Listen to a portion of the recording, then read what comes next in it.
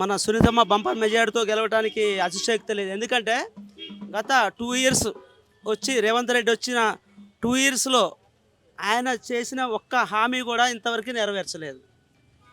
ఇకపోతే గత 60 సంవత్సరాల కాంగ్రెస్ స్వతంత్రం వచ్చి 60 సంవత్సరాల్లో కాంగ్రెస్ ఇంకా 60 సంవత్సరాలు వెనక్కి పోయింది.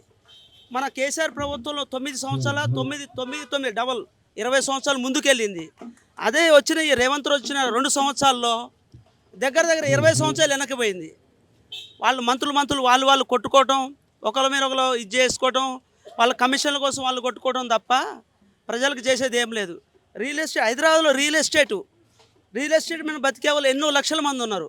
వాళ్ళందరూ రోడ్డు మీద పడిపోయారు. వాళ్ళ కుటుంబంలో ఒక్కొక్క పిల్లల స్కూల్ ఫీజులు కట్టలేక, మరి పోతే మన ఇంటి కిరాయిలు కట్టలేక ప్రజలందరూ మళ్ళా ఊర్లకి వాపసు వెళ్ళే పరిస్థితి ఏర్పడింది.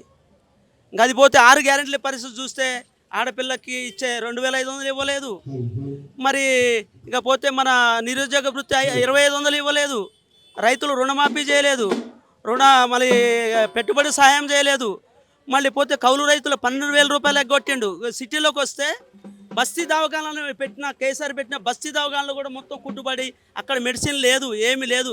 ఇందిరమ్మ ఇల్లు పరిస్థితి అయితే మరి ఒక్క ఇంటికి కూడా పునాది వేయని పరిస్థితి, ఇంత ఘోరమైన పరిస్థితి ఉంది. కాబట్టి రేపు ఎట్టి పరిస్థితుల్లో మన జూబ్లీస్ ఎన్నికల్లో సునీతమ్మని తక్కువలో తక్కువ 50-60 వేల మెజార్టీతో గెలిపించేసి బంపర్ మెజార్టీతో 100% గెలిపిస్తారని మాకు కూడా కాన్ఫిడెన్స్ ఉంది. ఇది ఇక్కడ గెలవడం వల్ల కాంగ్రెస్కు ఒక చెంపబెట్టు లెక్క అయిపోయి రేపు రాబోయే రోజుల్లో మన మొత్తం తెలంగాణకు కూడా మంచి మెసేజ్ రాబోతుంది. 100% మళ్ళీ కేసీఆర్ గారి ప్రభుత్వం 100% నెక్స్ట్ ఎలక్షన్స్లో గద్దెనెక్కుద్దని 100% మాకు ధీమా ఉంది.